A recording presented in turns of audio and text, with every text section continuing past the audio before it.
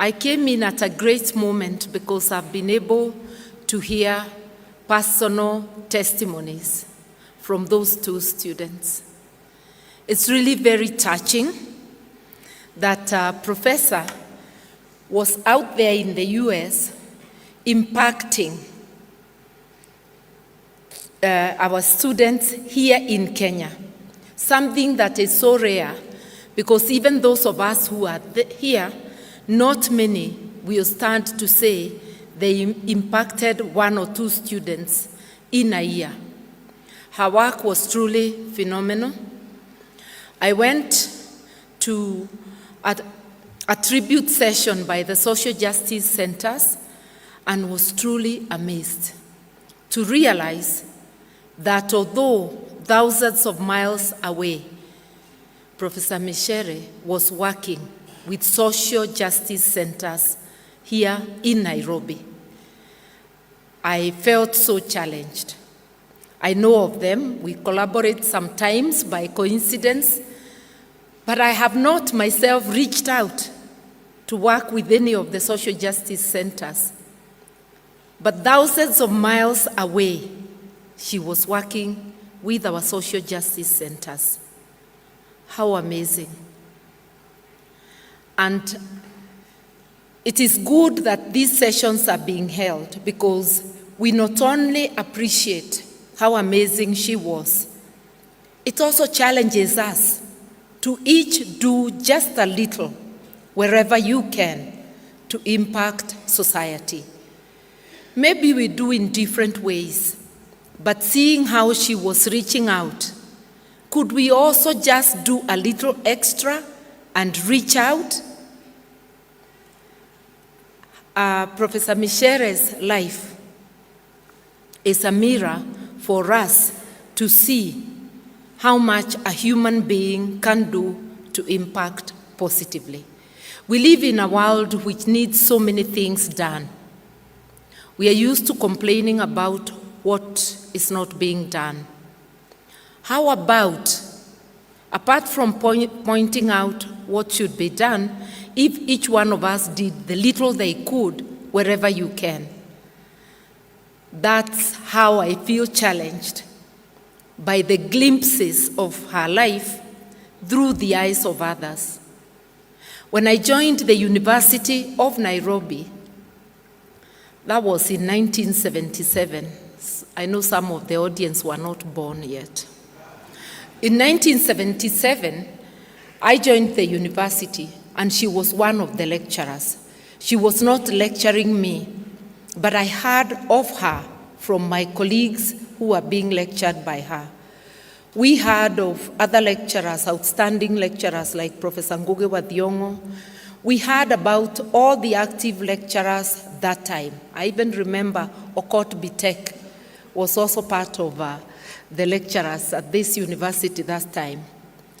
And from curiosity, once in a while, when there was a public lecture where they were involved, we would go to listen. We used to admire her way of dressing, the way she talked, and if you ever stopped her outside the main library here, she'll stop to speak to you, which was really a humbling experience because a lecturer is a busy person, cannot just stop for any student who is not even her student, but she used to socialize with us. Later on, I got to meet her. I knew, or rather by then I had learned, that we come from the same county. But when I came to this university, where you came from was really not an issue. So my admiration of her was not because she came from Kirinyaga. It was what she represented. I encountered her in Zimbabwe during the Moi era when we went to visit on something to do with the Law Society. And she was there in exile. Later on, she was to go to the US, where she ended up living for the longest. We need to ask ourselves, is there no space for our best in our country?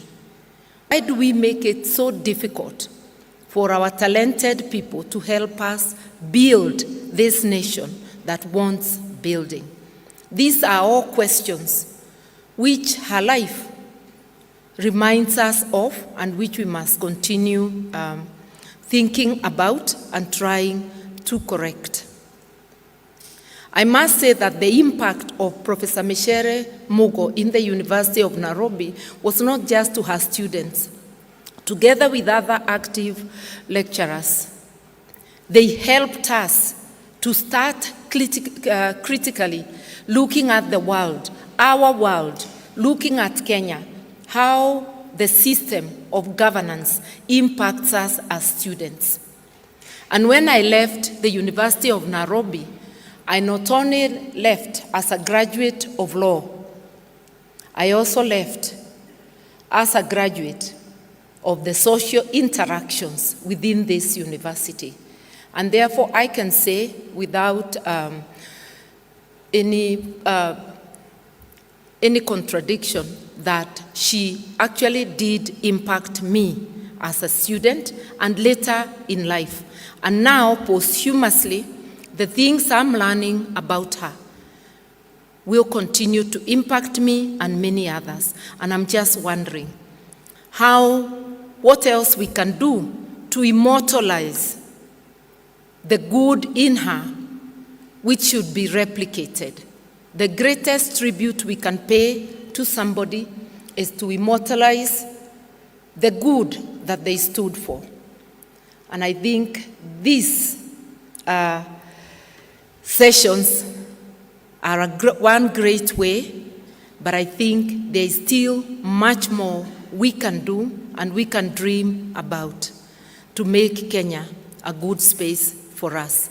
May she rest in power, and may her ideas live on through all of us. Asanteni.